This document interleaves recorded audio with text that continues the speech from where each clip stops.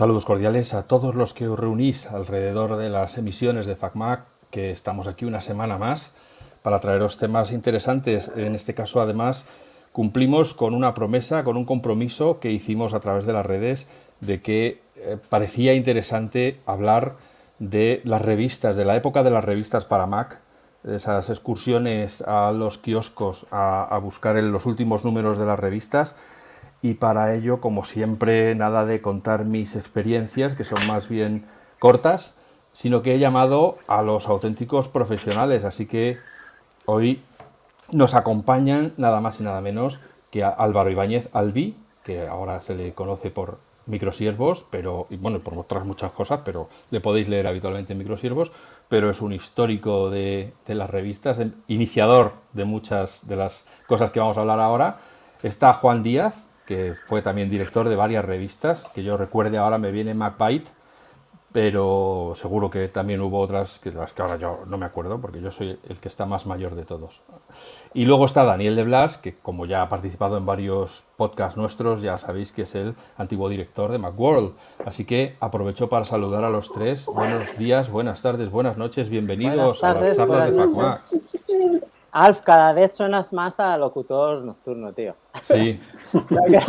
Sí, cuando has empezado a grabar ha sido como, bueno, no sé. Yo voy a poner las manos que se vean para no dar lugar a habladurías. Eso es. Sí, sí, por favor, las manos a la vista, que tocarse es cuando una vez cerremos micrófonos. Yo digo que aquí tengo poco que ver porque realmente FacMac surge precisamente en el tránsito, cuando Internet ya era una realidad. Empezamos por un grupo de chat y luego hicimos una web y luego aquello fue creciendo, pero todos los que empezamos FacMac empezamos leyendo las revistas. Claro, éramos ávidos técnicos de nuestros Macs y por lo tanto acudíamos a las fuentes que eran Macworld, MacBite, etcétera. Entonces, ¿cómo vivisteis vosotros o cómo se vivió aquella época donde el conocimiento se transmitía a través de papel impreso? Sí, incluso de manera oral. No, yo lo primero que quiero es agradecer que estemos hoy reunidos aquí, ¿sabes? Con Álvaro Ibáñez, que ha sido, vamos, o sea, mi mentor, jefe de todo en mi primera juventud, o sea, casi uno de mis primeros trabajos. Y luego Juan, pues que coincidí en esa época que dices tú de las revistas de Mac, cuando ya eran un poquito, digamos, un poquito más maduras, ¿no? Porque el que yo creo que el primero tiene que hablar aquí es Álvaro, porque fue el que estrenó el Macworld en España.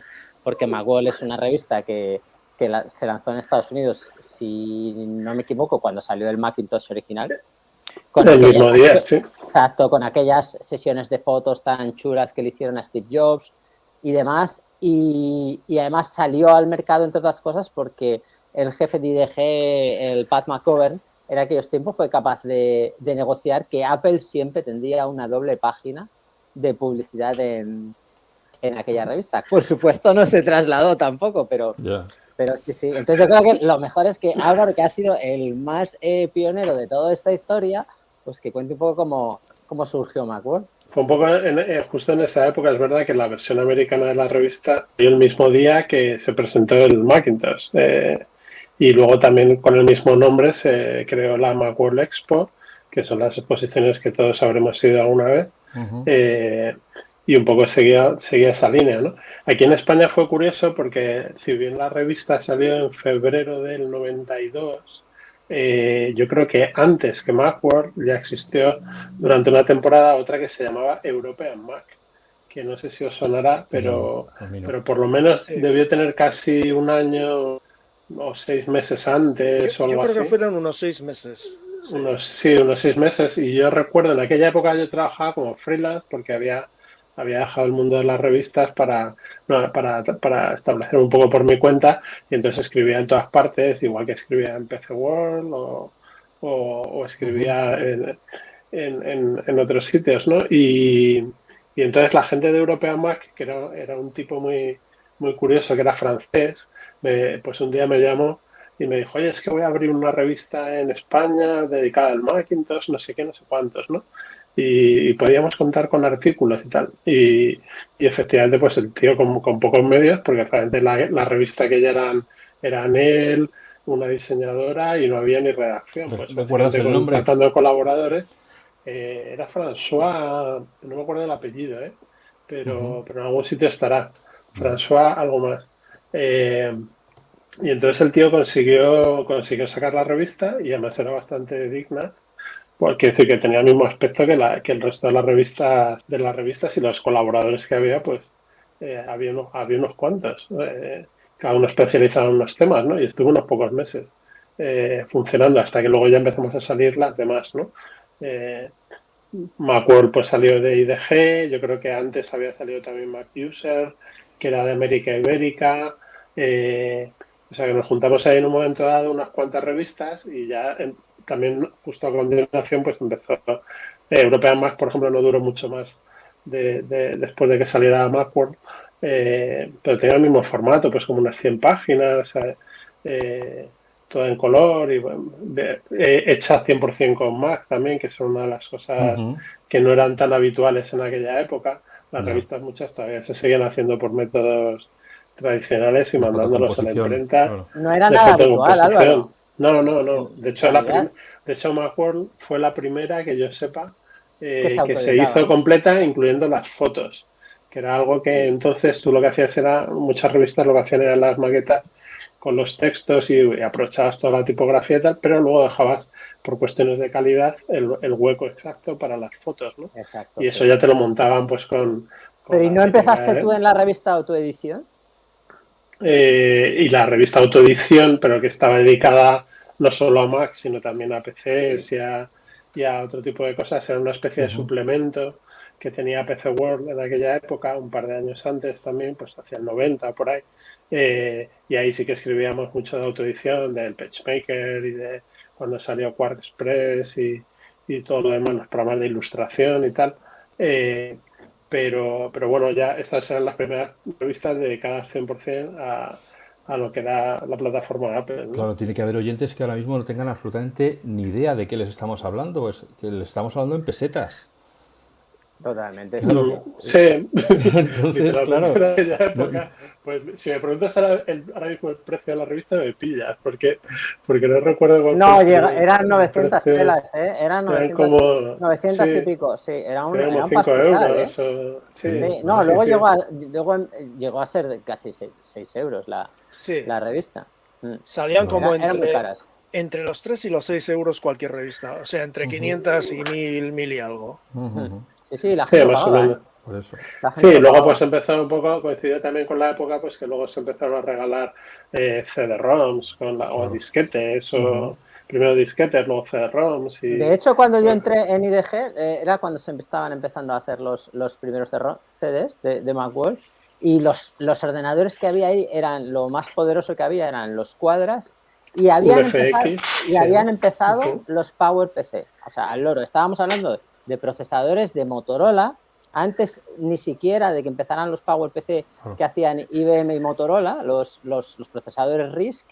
Y entonces el megabombazo era aquel ordenador que me parece que era un 8100 que tenía Javier Rodríguez, que era el jefe técnico de la revista, y aquello era como una bomba de ordenador. Yo recuerdo cuando vi los ordenadores y decía, joder, madre mía, qué ordenadores tienen aquí, porque yo era un chaval que venía de la universidad y lo que había en la universidad pues eran los LC3, ese tipo de ordenadores que eran súper, ¿sabes? Mucho más limitados. Entonces cuando llegué ahí, de hecho montamos también pues toda la redacción de Macworld, que éramos como 5 o 6 personas, pues fuimos los primeros en la empresa, que igual éramos 50 o 60, en estar conectados en red local, porque allí los PCs, cada uno tenía su PC y tal. Y entonces utilizabas Appleton, que era una versión con cable de teléfono, básicamente, ¿no? Luego ya ¿cómo te contactaron? Ethernet y lo demás. ¿Cómo te contactaron para crear Macworld en España? Bueno, yo había estado trabajando allí. Originalmente yo empecé en las revistas de Commodore, en Commodore World, que era otra de la Commodore, luego se transformó en Amiga World. Entonces fue cuando yo salí para dedicarme a trabajar como freelance y seguía de todas formas colaborando con PC World y Computer World de vez en cuando.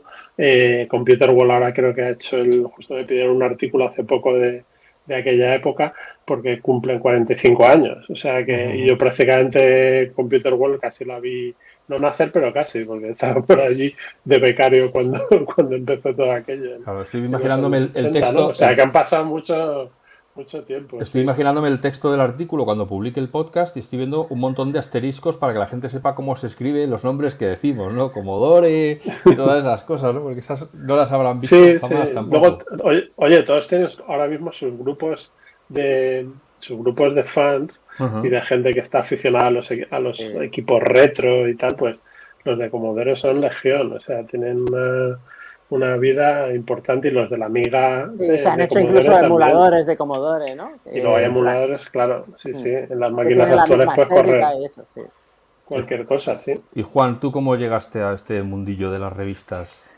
Cuéntanos. Yo llegué de la calle. Yo entonces me dedicaba a... Es un niño de la calle. Yo primero en Donosti, en el servicio técnico de un distribuidor, y luego estuve por aquí haciendo cosas por mi cuenta, y fundamentalmente me dedicaba a conectar cosas raras que no se podían conectar por las buenas, y había que conectarlas no por las malas, sino como se podía, tipo conectar un escáner Linotype a un Mac por un interface casi raro y cosas así. Sobre todo orientado a preimpresión, que era lo que en aquel momento era negocio, y yo recuerdo que me pidieron un artículo para la revista Net, y a partir de ahí conocí a Nuria, que estaba buscando colaboradores para MacByte, y empecé a escribir en el número 2. Y empecé a escribir, y cada vez empecé a escribir más cosas, me fueron encargando secciones, después hacía como de jefe de redacción. En el interregno entre las diferentes directoras de MacByte, que tuvo 2, ejercí yo la dirección de funciones, y cuando la última directora dejó la revista, pues quedaba solamente yo, así que ya tiré de ahí para adelante. Y bueno, aquello fue una cosa muy curiosa, porque en aquel momento había una efervescencia en el mercado de revistas, porque la publicidad, que es lo que siempre ha tirado estos, funcionaba bastante bien. Os acordaréis de los amigos de MacPeople, de Página 1, las cosas que hizo 5, el intento de saturación del mercado sacando hasta 3 revistas diferentes para ocupar el mismo nicho e intentar copar toda la publicidad, que no les funcionó muy bien, porque en cuanto aquello se vio que no funcionaba, las cerraron. Y era un momento que todavía veníamos estábamos justo antes de la crisis del .com, y la publicidad todavía tiraba muchísimo del papel. El papel funcionaba porque había publicidad, y solo había publicidad ahí. Cuando se pinchó la burbuja de las .com, cayeron prácticamente todas las revistas. La editorial que hacía MacByte fue una de las que cayó, y un montón de revistas de estas de la nueva economía y tal se fueron a mascar pistachos, y a partir de ahí empezamos a tener la migración de contenidos hacia Internet, y contenidos que surgían exclusivamente en Internet, aunque todavía las revistas no se habían acabado, solo se habían acabado las nuestras.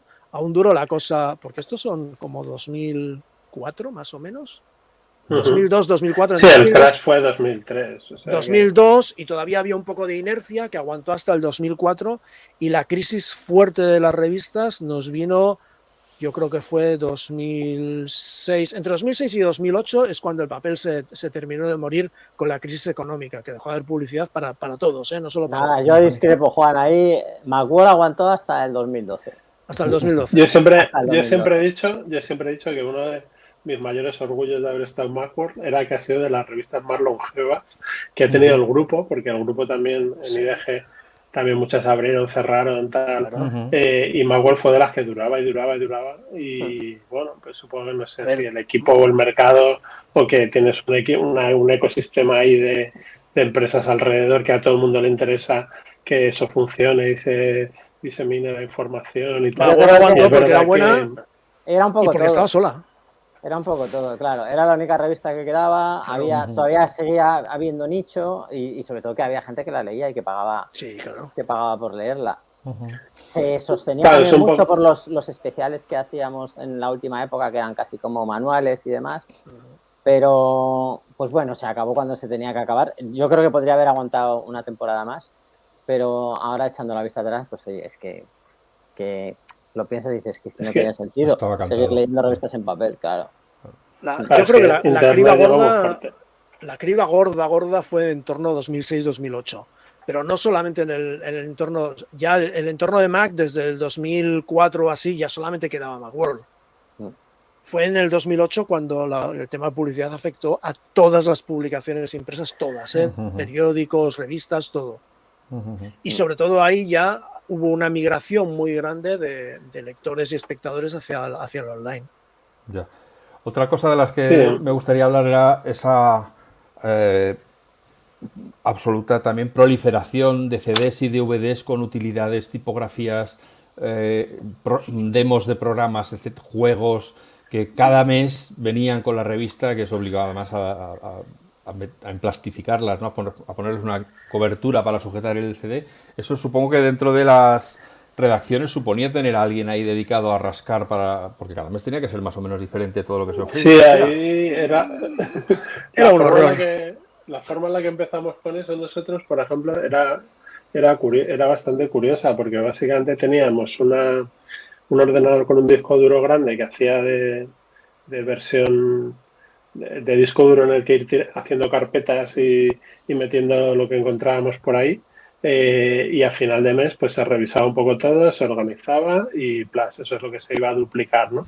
Y lo cierto es que para las editoriales la diferencia entre sacar la revista sin regalo o con regalo era como el día o la noche, ¿no? Entonces, claro, al final estabas un poco obligado a poner algo fuera lo que fuera, ¿no? O sea, con regalo se vendía mucho más, quiere decir que sin regalo. Se vendía mucho más, entonces si os acordáis, en aquella época es la época en la que los periódicos también, los diarios, los domingos empezaron a regalar cosas, estaban el famoso ABC que te regalaba unos croissants, es decir, que cualquier absurdez era posible. Hoy en día todavía te vas y te regalan unas zapatillas para la playa en verano y no sé qué, y las cremas. Entonces, la diferencia entre dar algo de regalo o no era muy importante para la editorial y también un poco frustrante para los que trabajábamos allí, porque dices, joder, la gente está comprando esto no por los artículos y tal, sino y además era muy difícil, algo. Era muy difícil dar muchas cosas nuevas mes a mes, porque es que no había tantas actualizaciones, ni tanto shareware, ni tanto de nada, ¿sabes? Entonces en la última época se metían videotutoriales y cosas así. Es que nos vino guay porque fue cuando empezamos a hacer. Yo, por ejemplo, cuando empecé a hacer más cosas en vídeo, por ejemplo. Gracias a aquellos tutoriales, pues empezamos a editar vídeo y a hacer cosas de ese tipo. Pero era difícil de llenar porque al final era un DVD. Y entonces... Sí, o sea, eran como 800 megas y había que llenarlos. Hoy en día parece poco, pero en aquella época era mucho para rellenar. Y había una selección de shareware que también lo que hacíamos ahí era conseguir muchos discos que se vendían en Estados Unidos de shareware, colecciones enormes, entonces ir viendo lo que iba saliendo nuevo. Tampoco había en aquella época no había internet de me conecto a un sitio y me bajo todo, porque había internet pero un poco limitada, había BBS, te podía bajar cosas de CompuServe, etcétera, pero no era como ahora, claro. Entonces bajabas programas muy pequeños que sería el equivalente pues hoy en día pues del software libre, que en aquella época pues a veces tenía licencia, a veces no, la gente que programaba pues solía liberarlo como shareware, que era simplemente, bueno, pues esto o es dominio público o es, si te gusta, me das una propina o me pagas algo, y te dejaban ahí pues alguna forma de pagar o lo que fuera, ¿no? O sea que en el fondo salía todo el mundo beneficiado con que eso circulara. Y las actualizaciones de Apple, que durante una época famosas updates, las metían en los CDs. De hecho, luego Apple nos patrocinó, como si dijéramos, algunas actualizaciones, pero que ya iban únicamente en ese CD o en ese DVD. Era ya, bueno, yo te financio parte del CD-ROM o la duplicación del CD-ROM, pero ahí solo va a estar mi 9.72 o la actualización del sistema que fuera. Y claro, aquellos eran números que se vendían fenomenal, porque es que todo el mundo quería tener la actualización. Sí, claro. Yo bajaba bastantes cosas, para hacer los CDs yo bajaba bastantes cosas de un BBC francés de Calvacom, que tenía la ventaja de que era más fácil de entrar y más rápido que CompuServe, y era como más cercano y más rápido, pero igualmente era una cosa lentísima y se tiraba horas. Y lo que sí que es verdad es que el impacto en la distribución era tremendo, ¿eh? De llevar CD a no llevar CD, las ventas podían subir perfectamente un 60%.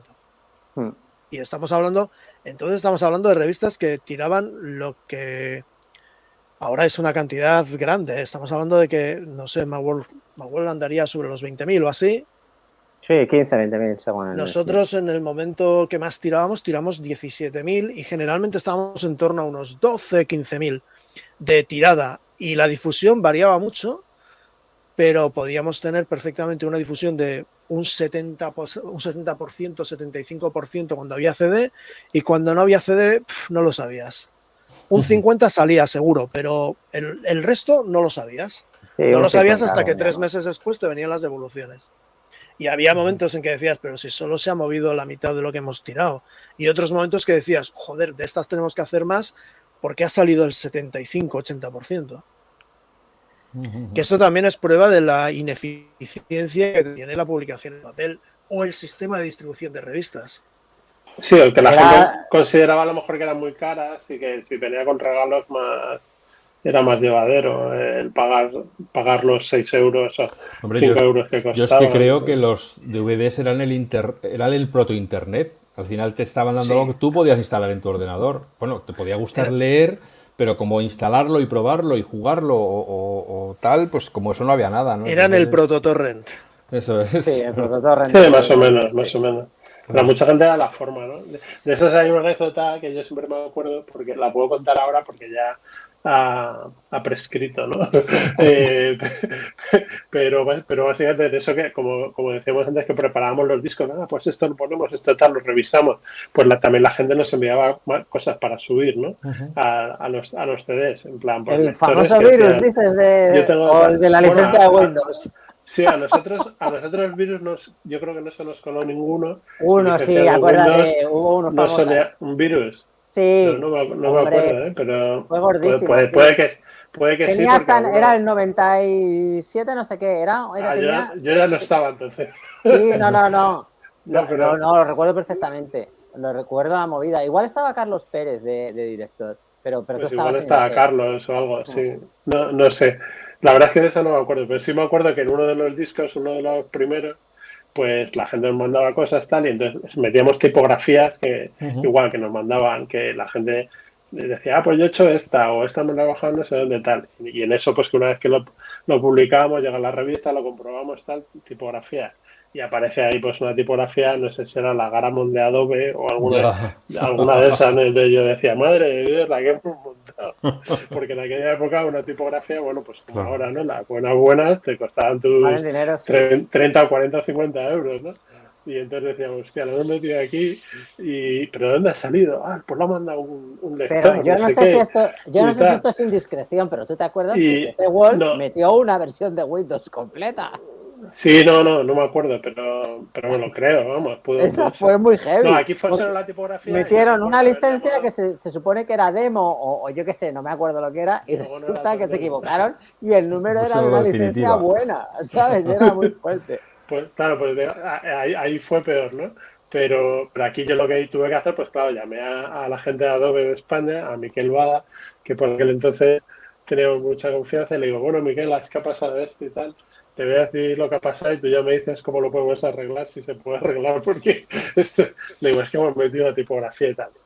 Entonces lo miró y tal y me dijo, bueno, venga, haremos como que aquí no ha pasado nada. No ha pasado nada. Miquel Bada, para los que escucháis esto, que sepáis que ya ha estado en este chat hablando y estuvimos hablando de Freehand, estuvimos hablando de InDesign, de Quark y de todo en una charla pues era un poco esa época. Muy interesante. Justo, sí. O sea, aquello se quedó en nada y los de PC World no sé cómo lo apañarían, la verdad. No me acuerdo, pero fue un movidón. Pero claro.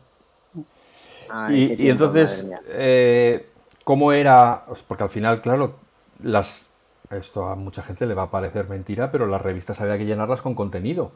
O sea, no servía solo... No podías poner alguna foto grande, pero luego tenía que haber palabras. Lo mejor que me encontré yo, pero lo mejor con mucha diferencia, fue el grupo de colaboradores. Yo heredé un grupo, heredé entre comillas. Había un grupo de colaboradores que trajo Nuria, con el que yo conecté bastante bien, y luego fueron viniendo más colaboradores, pero lo mejor de todo eran los colaboradores. Hacían que la revista tuviera una vida que trasciende a la idea que tenga la empresa, la editorial, incluso a la idea de proyecto que tienes tú. Porque una de las cosas que te pasa cuando trabajas en medios impresos son los cierres. Y en los cierres te pasa de todo, de todo. Y todo es malo, ¿eh? No, yo creo que en todos los años que me dediqué a hacer periodismo y cerré publicaciones, si hubo algún cierre que no fuera problemático, ha pasado al olvido, porque es que todos tenían algún marrón. Y si a veces era un marrón muy pequeñito, pocas veces, ¿eh? Pero generalmente eran marrones del tipo de hay que cerrar una semana antes por lo que fuera, y dices tú, hostia, vaya por ra, esto va a ser difícil. Y pero explica, Juan, que el cierre de la revista, el problema que hay es que cuando hacías una revista en una rotativa, tú no mandas la revista a la rotativa cuando te da la gana.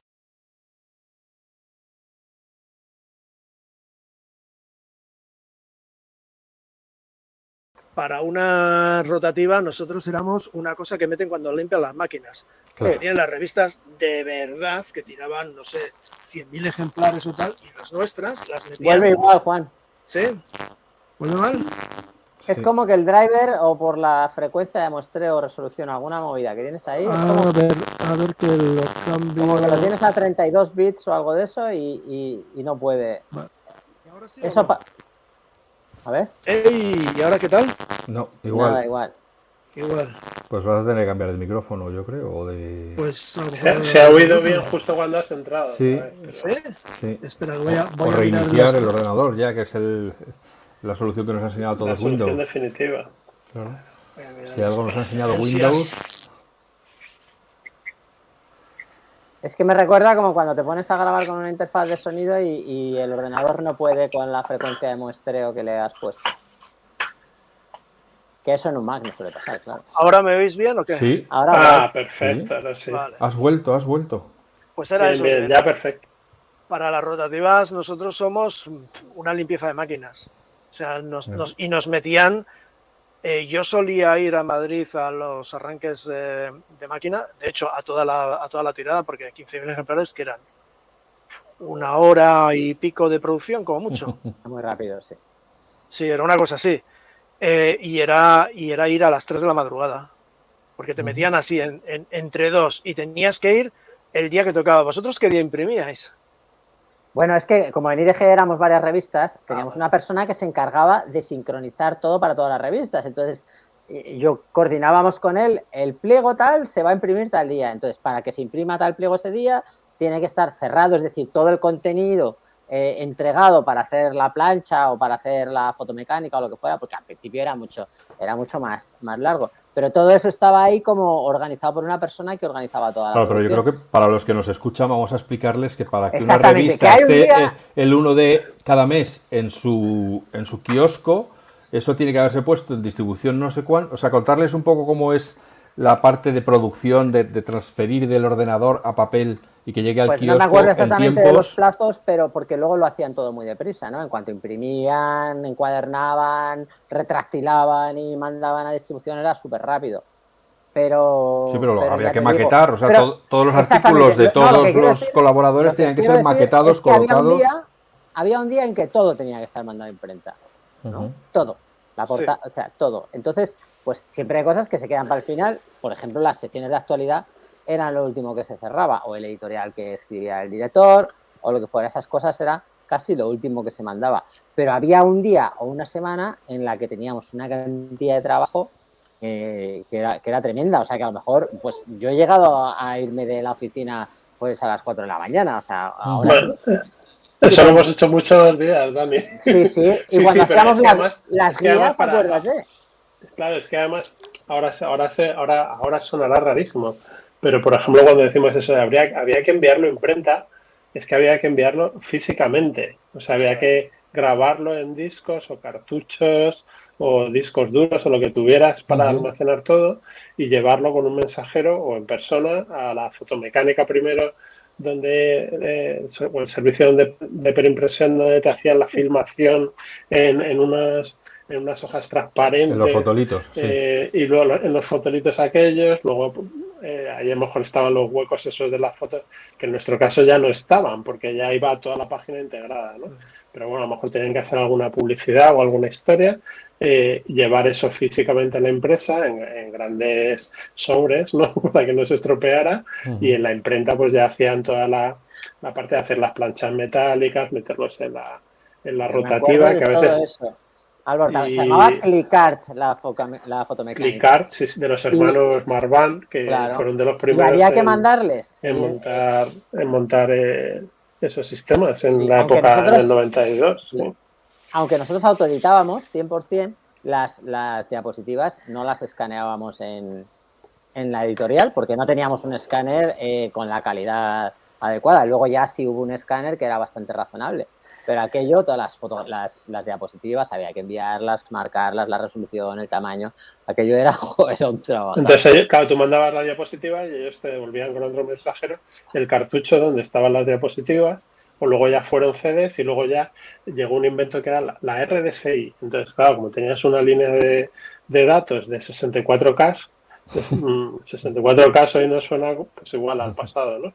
Pero en aquella época, con esa velocidad y mucha paciencia, pues podías transmitir fotos, porque al final las fotos, pues hombre, en una revista van a una resolución, ahora supongo que seguirán yendo a 300 puntos, más o menos, que es lo Sí, que, o las puntos por imprentas no han pulgada, cambiado. entonces no habrán cambiado mucho, ¿no? Pero bueno, pues tenías unos tamaños razonables, incluso para la mayor imagen que había, que era la de la portada, pues cuando nuestro amigo el fotógrafo preparaba la fotografía de portada y luego montábamos encima los textos, pues aquella imagen ocupaba una barbaridad, pero que hoy en día a lo mejor tiras una foto con el iPhone y ocupa más, ¿sabes?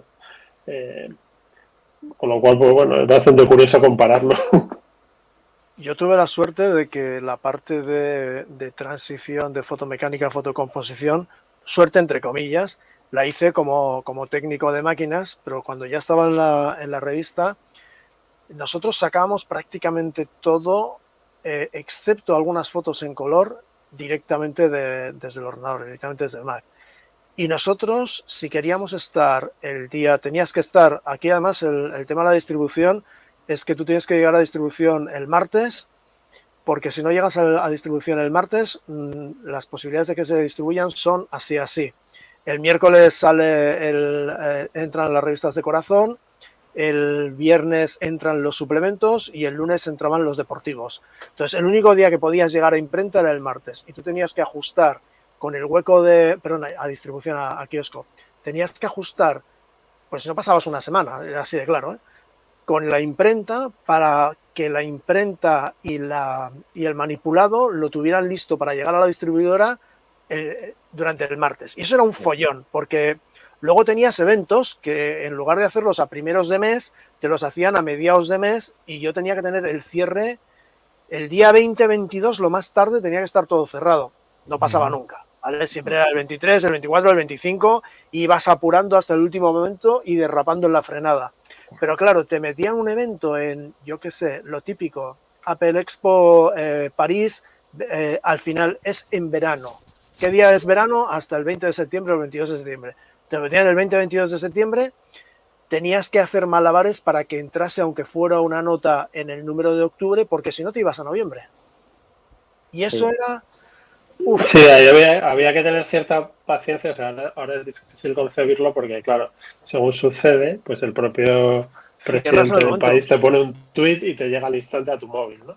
Pero en aquella época era eso, sucedía una noticia y si no llegaba el día correcto, pues te podías esperar un mes y pico para que eso se quedara en el papel, ¿no? Nosotros nos inventamos, recuerdo en Macworld, la editorial tenía un periódico que era semanal, que era Computer World, ahí podías meter algo de material, pero eso estaba más pensado para grandes empresas y tal, ¿no? Entonces nos inventamos una cosa que era el Info Macworld y era nada, una especie de folletito de 4 páginas que se mandaba a los suscriptores y se hacían los días 15. Entonces preparábamos las 10 o 15 noticias de actualidad que había, las colocabas ahí rápido, casi todo texto y poco más, y plum, podías mandar un correo que era muy barato y siempre pensamos, hombre, ¿habrá algún anunciante que querrá pagar por por patrocinar No, esto. no llegó a Total, funcionar, ¿no? Jamás, ¿no? Ahí no No llegó pagaba a nadie. funcionar. Ahí no pagaba nadie. Entonces lo mantuvimos pues una temporada, pero como nadie quería anunciarse, pues la editorial tampoco lo vio y dijo, pues fuera, ¿no? Y luego ya, pues sí es verdad que a partir de, pues yo creo que debió ser 95, 96 o a lo mejor 97 ya seguro, pero fue cuando empezamos a tener pues primero un BBS, luego tuvimos ya la página web y todo eso, ¿no? Pero claro, era una época un poco primitiva para lo que estamos acostumbrados hoy en día, ¿vale? Lo que nosotros nunca llegamos a hacer en España era la trampa que hacían en Estados Unidos, que es salir con la fecha de portada dentro de 2 meses. Sí, allí es como allí es que es un poco la tradición. Yo lo pregunté una vez y me dijeron que es que en Estados Unidos, cuando el kiosquero ve que la fecha de poner una revista Es la el fecha, on display until, es el día, es el día actual, entonces se retira la revista. Con lo cual, ellos siempre van como un mes adelantado y nosotros aquí tenemos la tradición al revés, de que el día 1 es el día que empieza el mes y el día que está la revista. En realidad significaba octubre, era on display until, ¿no? October, sí, por ejemplo. Until October, sí. Sí. Aún así siempre jugabas. ¿Cómo? A ver, explicarme esto que yo no lo he entendido muy bien. Era como la fecha de caducidad, como si dijéramos. ¿Entiendes? Ya en vez de poner el número de noviembre, ponían que tenía que estar. El display hasta diciembre. O sea, el número de noviembre, digamos que le ponían fecha de diciembre. Claro. Ya. Qué hábiles son los Claro, una movida rara. Entonces, cuando el kiosquero veía que era el 1 de diciembre, había una revista que ponía diciembre en la portada, esa era que ya la podía retirar. Porque había llegado la siguiente que ponía enero, que en realidad quiere decir válida hasta enero, o actual hasta enero. Entonces, aquí un poco se jugaba también con que también sabía, la gente de distribución para eso también era muy pilla, entonces sabía que si en vez del 1 de enero enviar la revista de enero, lo enviabas el 25 de noviembre, de diciembre, perdón, pues hombre, seguro que había gente que iba al kiosco, la veía y la compraba antes que la competencia, ¿no? Con lo cual siempre intentaba rascar días, pero sí, claro, el día 1 había que estar en kiosco. Eso ya eran malabares, ¿no? Porque el día 1 había que estar en kiosco. Había una ventana de compra que era como de unos 5 o 7 días 10, desde el principio. Normalmente si llegaba a 10 era porque el fin de semana pillaba raro, pero eran entre 5 y 7 días desde el principio de mes que todo lo que colocases en el kiosco se compraba. Y si llegabas por lo que fuera el día 10 o el día 12, podías perder un 30 o 40% de potencial de venta. Bueno, en ese aspecto las revistas de Mac éramos muy privilegiadas porque lo más que llegó a haber eran 3 simultáneas. No, entonces, yo creo que hubo alguna más cuando 5, porque ellos mismos tenían 2 o 3 a la vez. ¿Sí? 5 tuvo varias a la vez que nosotros. Y pero yo así simultáneas recuerdo MacFormat, Macworld y... MacFormat, Macworld, MacUser. Y con MacFormat sacaron otra, y MacByte estaba también ahí a la vez. Pero MacByte fue posterior. No, MacByte estuvo a la vez que MacFormat. Y a lo mejor MacPeople todavía estaba por ahí, o sea que pudo haber... Sí, pero MacPeople fue una revista que... Muy, vamos, no sé... Poco tiempo y muy minoritaria. Una pregunta. La de página. Era muy tierna MacPeople. Era una cosa muy de fan. A mí me gustaba. Era la que hacía Ruth Cabrés, ¿no? Sí. Ruth está ahora en Estados Unidos y Ruth era la que tenía la editorial Página 1, que fue la que editó la famosa traducción de la Biblia del Mac, que era como un libro sagrado. Porque lo tengo yo por ahí todavía. Si te leías ese libro, pues ya sabías todo lo que se podía saber sobre la referencia operativo. Era la referencia obligatoria, eran como 1000 páginas. Salvando las décadas, sería como si MacFixit hiciera lo suyo ahora impreso. O sea, ese nivel de relevancia.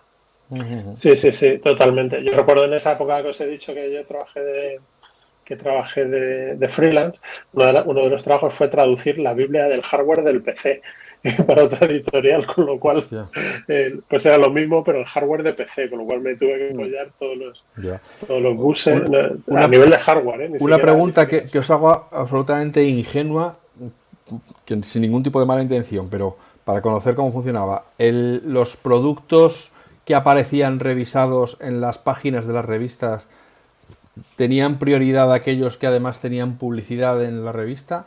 Estoy pensando sobre todo en impresoras y monitores y no sé qué cosas que salían. Y... Sí, no, en aquella época, por lo menos en lo que nosotros hacíamos, el mayor problema para las empresas era tener productos que prestar para que escribieran sobre ellos. Pues tampoco tenían muchas unidades de demo, ni tenía el software a veces sí, pero a veces ni siquiera eso, porque el software en aquella época también llevaba protecciones anticopia y no sé qué, y era siempre complicado, ¿no? Entonces pues básicamente era casi todo lo que llegaba tenía hueco para salir. Entonces era pues no sé, todo el software de Adobe, pues lógicamente te mandaban una versión. Había algunos que empezaron a popularizar eso bueno, te mando una versión beta, que esto es solo para desarrolladores, y en aquella época realmente las versiones beta eran solo para desarrolladores, o sea, el público no tenía acceso a ellas, no es como ahora, que ya las betas las tiene cualquiera, Claro. es increíble, ¿no? Y entonces hacías un poco eso y siempre intentabas un poco tener separado el equipo editorial, hacía ese trabajo, enterarse, las notas y lo otro tal, y luego el equipo de publicidad estaba aparte, negociando sus cosas, pero en realidad, aunque luego se sentaban al lado y podía decir uno, joder, ahora me pone una página, ahora no me la pone tal, pero tampoco se tenía muy en cuenta. O sea que está bastante separado, diría yo. Sí, si era un producto interesante, lo probabas. A ver. Alguna vez tenía algún limón que te mandaban para probar, pero no era habitual, ¿eh? No era habitual. Yo trabajaba mano a mano con el equipo de publicidad para hacer la programación de las revistas y tal, pero no había una influencia predominante. A veces me decían, va a sacar algo, pues yo miraba a ver si eso se podía pedir para probarlo o para tener una experiencia directa del producto, pero en general es lo que dice Álvaro. Con que nos mandaran algo nos dábamos por agradecidos, porque era complicado, no había la costumbre que hay ahora de que la gente hace unboxings y hace pruebas y hace test runs y tal. A ti te llegaba, yo estaba casi dedicaba una semana entera a gestionar entradas y devoluciones, que era pedirle a la gente producto, saber en qué fecha me lo podía mandar, casi todo el producto, excepto las alfombrillas, había que devolverlo. Entonces había que gestionar también las devoluciones, ahí ayudaba más gente. Y que muchos eran productos muy caros, porque acuérdate, claro, los escáneres aquellos valían un pastizal, un escáner, aunque fuera un escáner plano, que ahora a la gente dirá, ¿pero qué es un escáner? Pues eso que hay encima de algunas impresoras que sirven como para hacerle una foto a un papel. Como si yo cosas de preimpresión a veces me iba a probarlas al distribuidor, porque yo que sé, un escáner Optronics costaba pues el equivalente a lo mejor a 35.000 euros de ahora, una cosa así. Los escáneres de tambor, por ejemplo. De Agfa, sí. El Optronics o los de Agfa o los directos a plancha, estas cosas, los equipos de pruebas. Yo estos normalmente me iba y me iba allí, estaba allí un par de mañanas probando cosas, imprimiendo cosas y tal. O un problema logístico. Si quieres que te presten una impresora en gran formato, a lo mejor te la prestan, pero hostia, ¿dónde lo metes? Que esos son 2 metros de largo. Yo hubo alguna de esas que tuve y que disfruté mucho, alguna de las que mandaba HP, que hacíamos unos pósters geniales con aquello. Estaban bien probadas, ¿no? Las probabais a fondo. Hubo una época bastante en Macworld en la que vivíamos en el paraíso de probar cosas, ¿no? Sí. Y porque una orgía constante de tecnología. Claro, Macworld en ese sentido sí que teníamos la suerte de ser la revista, digamos, más favorita, conocida. Y además que teníamos muchos años de relación con Apple, y entonces Paco Lara, que es responsable de prensa de Apple, pues nos cuidaba muchísimo. O sea, siempre nos mandaba los equipos que acababan de salir, o si estábamos ahí que en una época necesitábamos un equipo para lo que fuera, pues para hacer los CDs, para editar vídeo o lo que fuera. Pues venga, os dejo uno durante una temporada. O sea, en ese sentido Apple nos cuidaba, pero muchísimo. Bueno, ahora cuidan a otra gente, pero pensad que, por ejemplo, en aquella también es muy normal, también era normal en aquella época, pues que esos préstamos para pruebas, pues en realidad los fabricantes tenían al tener esa disponibilidad limitada, pues decían, te lo mando para probar, pero 3 días, porque tengo que mandárselo a la siguiente revista y a la otra y a la otra. Entonces, claro, tenías un poco ahí esa complicación logística que decía Juan de bueno, a ver cómo organizó todo. En IDG, por ejemplo, se acabó organizando una especie de laboratorio de pruebas que lo lideraban los de PC World, que eran los que tenían más material y más productos que probar, ¿no? Y un poco con esa idea estábamos ahí, pues que si hago una impresora que servía para los mandos PCs y se podía probar y tal, es verdad. Pues se probaba ahí, ¿sabes? Eso nos daba también bastante fuerza para cualquier producto que fuera multiplataforma. Pues decíamos, oye, es que lo vamos a probar en el laboratorio de Macworld y en el de PC World. Y entonces era ya como, joder, es que estos me hacen un 2x1. Y entonces había mucho producto que podíamos conseguir gracias a eso. Ya que sé, cualquier monitor, impresora o cuando empezaron las cámaras digitales, porque las primeras cámaras que había montadas sobre cámaras reflex, que las hacía Kodak con Nikon, es que tú flipas, ¿eh? Kodak hacía cámaras digitales. De aquellas que con 1,2 megapíxeles estabas hablando de una cámara profesional. Ya. O sea, es que era muy fuerte. Sí. Y de hecho el primer grabador de CD-ROM también era de Kodak. El de Kodak. Que luego que acabamos comprando incluso uno allí en IDG para hacer todos los masters de los... Esto era muy divertido porque los primeros grabadores de CD, de antes del Photo CD, que esa también es otra cosa para echar unas risas, yo creo que costaban, era como casi $500,000 de pesetas, que sería ahora en euros unos 3.000 y pico euros, y 10 años después te podías comprar un grabador de CD de estos de Lightscribe, bueno, de DVD de Lightscribe, pues por el equivalente a unos 100 euros. Sí, o sea, eso fue una cosa... Y también es interesante que, por ejemplo, un CD virgen para grabar costaba al principio en torno a 5 o 6 euros cada unidad. O sea, tú para hacer tu disco, porque me acuerdo que ahí hacíamos las pruebas, grabábamos fotos, grabábamos ficheros y tal, y un día dijimos, a ver, si esto es un CD podremos grabar música, con lo cual si conseguimos el formato de audio, investigando por ahí, pues podremos tener CDs personalizados de música, ¿no? Aquello era impresionante. Entonces decía, bueno, pues tengo que invertir 6 euros en conseguir el disco virgen para grabar encima las canciones que ya tengo en otros discos, ¿no? Era un poco, unas cifras un poco raras. Y a veces fallaba la grabación, acuérdate, con el toast. Claro. Sí, ahí tenías que calcular que el 10 o el 20% se te iban. Solo era grabable una vez, o sea, no era borrable y grabable de nuevo. Ya para terminar, la pregunta que todos estamos esperando. Vamos a ver si vosotros lo visteis venir. Lo fuisteis mamando, cómo pasaba del papel, cómo llegaba a internet, aparecían las BBS, aparecían las no sé qué tal. ¿Por qué ninguna revista ha conseguido transferir esa audiencia al mundo de internet? No estoy hablando lógicamente de Macworld de Estados Unidos, que eso es otra guerra, sino por qué en España no ha sobrevivido, por qué nadie consiguió decir, y pues vamos a hacer la revista en internet y vamos a empezar que esto es el futuro. Yo tengo la respuesta muy fácil. En una revista, el número de personas que trabajan, pues si tienes un comercial, pues un diseñador, a lo mejor 3 redactores, 2 colaboradores, o sea, el equipo de gente que hay alrededor de una revista es bestial. Y en un blog de temática Apple, con un tío lo haces tú, con algún que otro colaborador y ya está. Entonces es que no daba la burra como para que viviera un equipo de esas características.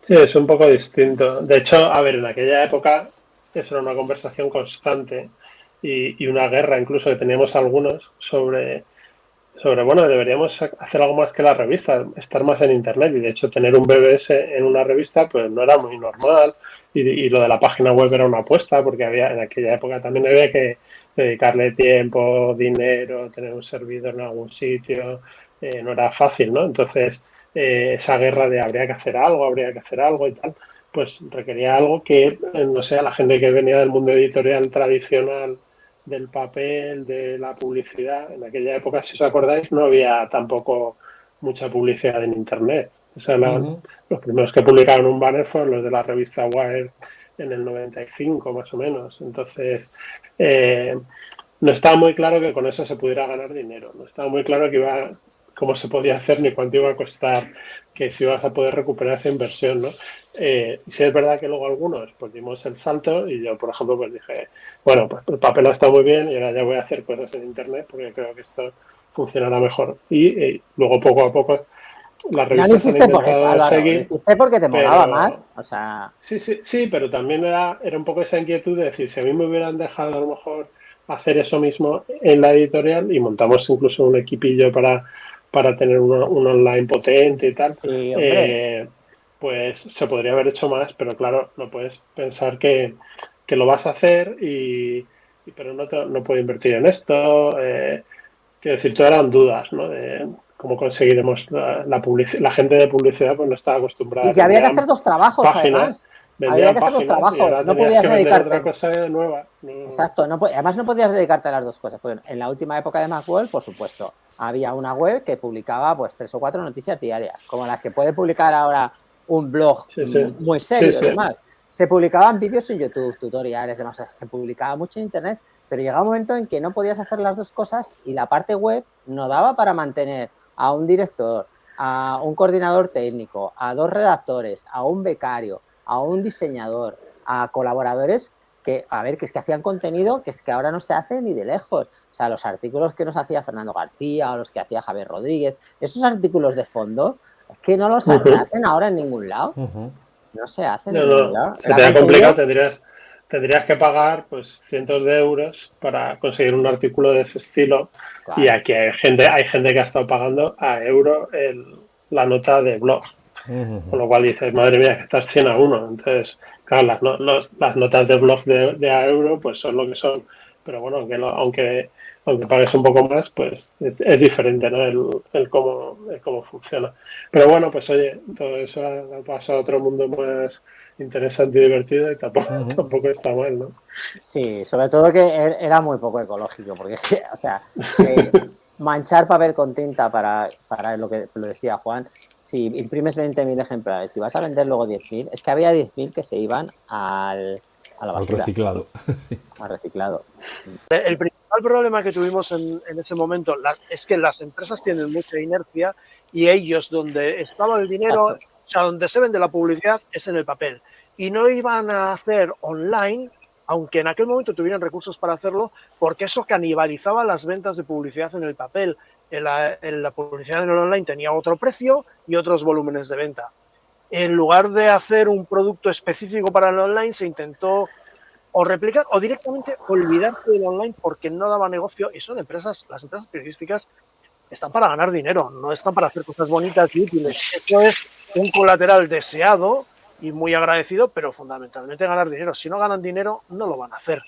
Y yo esto lo he visto pasar no solo en este sector, sino en otros sectores. Al final, los que se han adaptado son los que han sobrevivido y no les quedaba más remedio. Porque si hubieran podido seguir vendiendo publicidad en papel y ganando los márgenes que ganaban, no hubieran cambiado. Lo que pasa es que el público se les ha ido. Sí, aún todavía sigue, pero o sea, fijaros también que hay una diferencia fundamental. Es que para un editor tradicional la gente paga por leer la revista. Y para Claro. ellos Internet pero ¿por qué se lo tengo que dar gratis? ¿Por qué tengo que poner gratis en una página que cualquiera puede ver y que no me va a pagar nada por eso? Luego, ahora ya todo eso ha evolucionado, entonces ahora tienes modelos premium y los muros de pago y la publicidad tal, pero para la gente tradicional era muy complicado entender que por lo que se pagaba en un sitio estuviera gratis en otro sitio.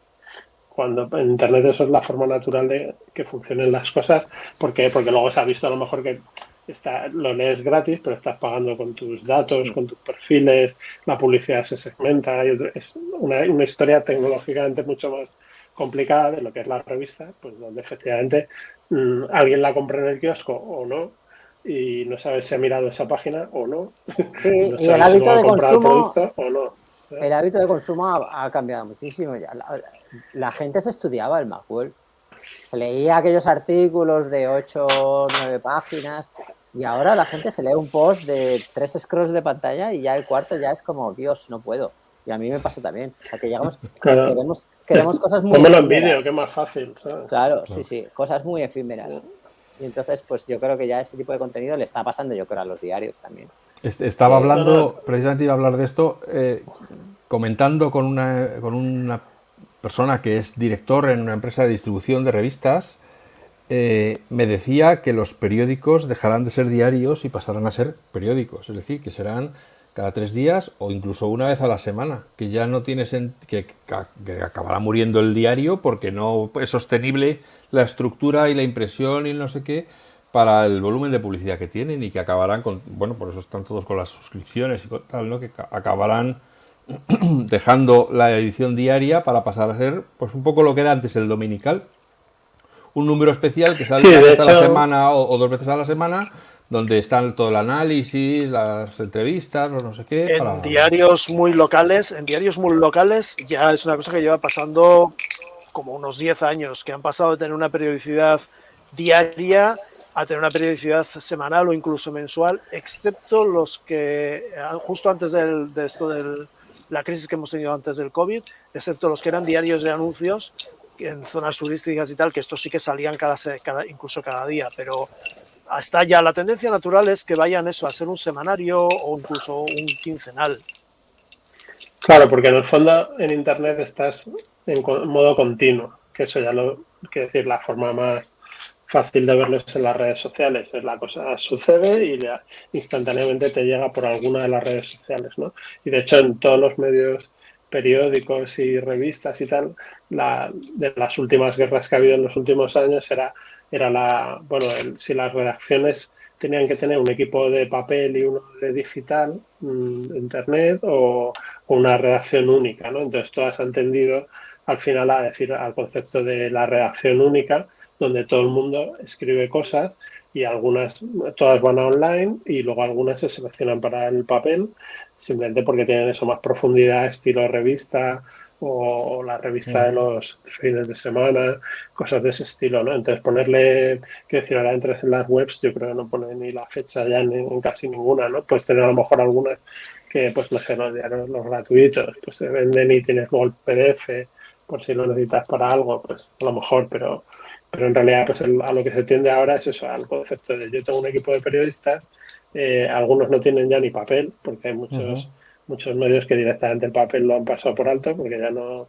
lo consideran y la redacción siempre está unificada porque en el fondo todos son periodistas, tienen que cubrirlo todo y manejar todos los medios, cosa que antes también era complicada porque había periodistas que venían de la vieja escuela, que no podían adaptarse a trabajar en Internet, pues no tenían esos conocimientos y tampoco era muy fácil al principio aprenderlo, ¿no?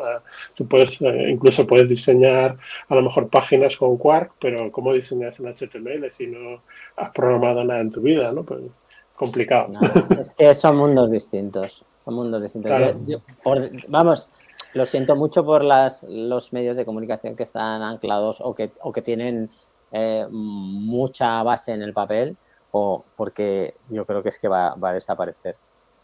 No sé si pasarán por una temporada de semanales o dominicales o lo que sea, pero vamos, es que no sé qué periódicos ahora mismo están en papel. Yo creo que somos nosotros y ya no somos el 100%, ya somos una parte, a lo mejor el 50%, los que hemos crecido leyendo periódicos. Pero cuando nosotros pasemos, las nuevas generaciones, esos no han cogido un periódico en su vida, vamos, no Exactamente, van pero a es que comprar un papel. las nuevas generaciones es que casi ni navegan. O sea, son todas redes sociales y aplicaciones por las que les llega el contenido. TikTok, yo qué sé, el news de Apple, el update que hay en Android, es decir, Y el decimos Samsung. eso, es decir, que leen titulares, que no leen noticias, leen Sí. titulares. Cualquier cosa más larga que un titular, no. Yo creo que fue hace unos 7, 8 años, puede que 10, cuando se produjo ese momento de salto de singularidad en el que dejamos de tener que ir a por la información para que, si la información nos resulta relevante, sea la información la que nos llega a nosotros. Claro. Incluso aunque tú no estés en el canal. Es decir, tú, si hay algo que te resulta relevante, incluso si no tienes redes sociales, ahora mismo es muy probable que te alcance ello. Por referencias, por delegaciones, por terceros, porque te acaba llegando. Hemos pasado de tener que chapotear en la información a estar sumergidos en ella y respirarla y que nos rodea de una forma que todavía no es tan transparente como lo va a ser dentro de unos años, pero tú ya no necesitas ir a buscar las noticias, te llegan. Sí, hombre, si no tienes redes sociales estás un poquito aislado. Pero es más complicado, pero te llegan, ¿eh? Yo conozco gente que no tiene redes sociales y acaba diciéndoselo a alguien que sí que tiene. Ya, pero eso es como que vive en el Pleistoceno, tío. Bueno, el mundo es raro. Hombre, sí, pero quiero decir, la mayoría de la gente a lo mejor dice, no, es que yo no tengo Facebook porque tal, pero a lo mejor esa persona sí tiene Twitter o WhatsApp, LinkedIn o le llegan por WhatsApp, pero en WhatsApp la mayoría de las cosas que llegan son bulos de cuñados, ¿sabes? O sea que... bueno, oye, todas las hermanas tienen derecho a casa. ¿Sigue habiendo revistas igual que sigue habiendo ferias porque hay patrocinadores? ¿Les da igual que no haya lectores mientras haya gente que pague la publicidad? ¿Va a seguir habiendo revistas? Hay el negocio de montar ferias, hay el negocio de montar revistas. No responde a la necesidad del público de ir a las ferias o del público de las revistas. Se mantiene por inercia. Por cierto, yo no estoy tan de acuerdo, Juan. Hay sectores, yo qué sé, la hostelería, la construcción.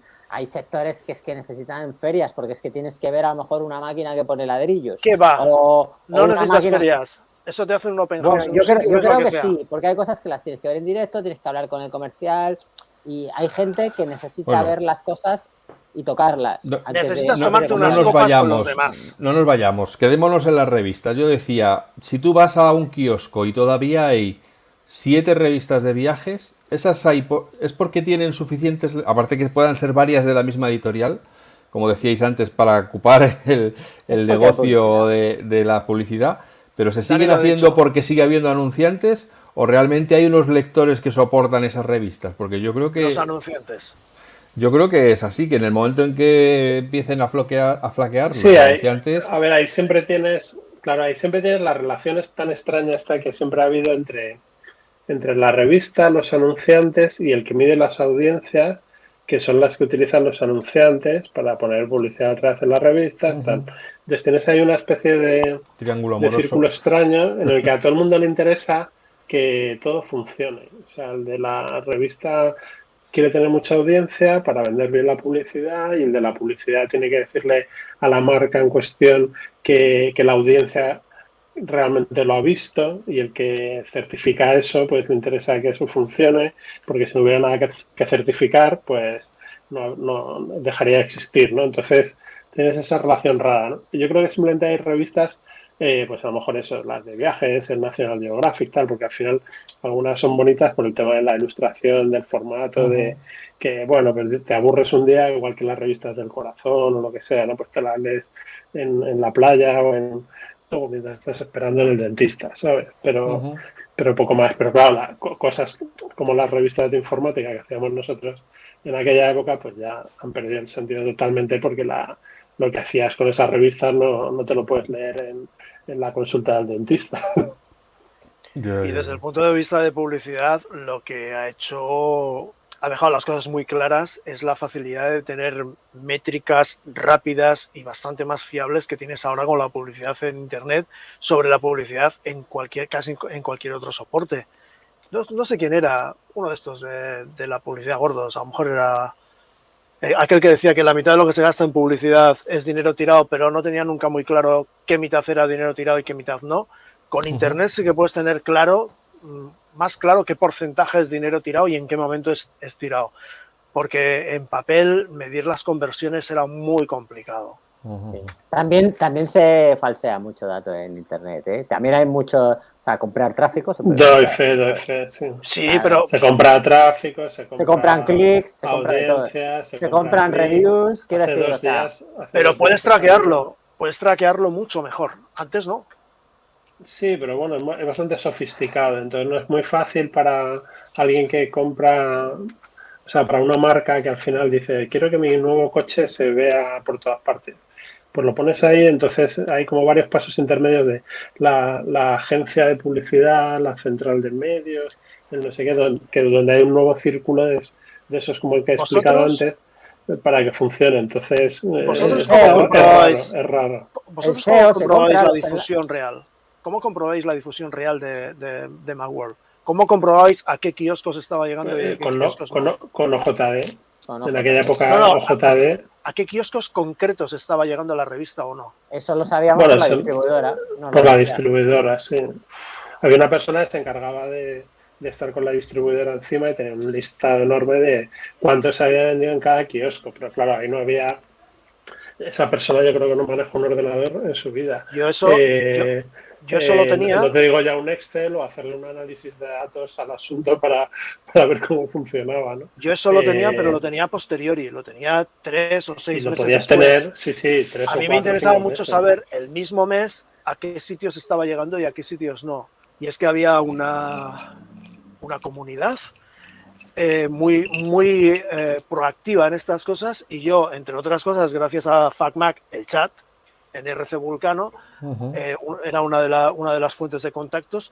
Tenía pues como unas 350, 400 personas que el día 1 de mes se iban a según qué kioscos y me decían qué kiosco, qué dirección y si había llegado o no. Y yo de esa manera podía saber si estaba llegando o no y dar un toque a la distribuidora antes de que pasaran los 10 días. Sí, pues eso yo lo consideraría si no, muy me porque encontraba con que no había. No teníamos nada de eso.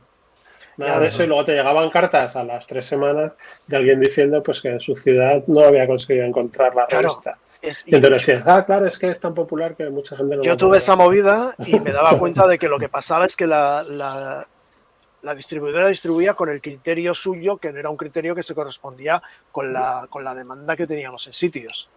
Claro, ahí se escapaba de tu control. Una vez que ya le entregas los paquetes con las revistas al... Eso generaba muy buenas charlas con la gente de distribución. Sí, a mí porque en este kiosco se vendía y ahora no, porque no sé qué. Y entonces es que hay veces que nuestras revistas eran, a lo mejor había 2 tíos en un mismo barrio que les interesaba el mundo Mac. Claro. Y había uno que compraba la revista y el otro se quedaba sin ella. Y al mes siguiente era al revés. Entonces era como... Y el kiosquero, como solo vendía una, no pedía dos, ¿sabes? Era así.